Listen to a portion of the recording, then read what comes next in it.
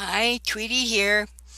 We have links in the description below, plus several playlists, and today's is about finances. Actually, it's about paying bills. Do you have outstanding bills? I think a lot of people do, most people. You need to pay bills every time you get money and have them paid on time.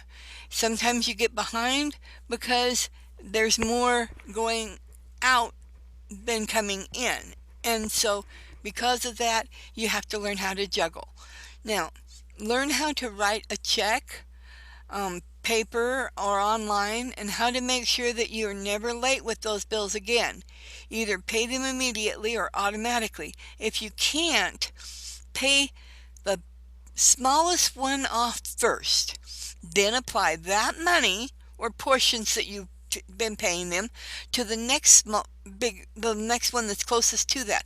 Start from the little ones and work to the big ones and pay each one off, and then start adding that money to the next guy that you're paying off. Pretty soon you'll have them all gone. If this has helped you at all, please give us a thumbs up.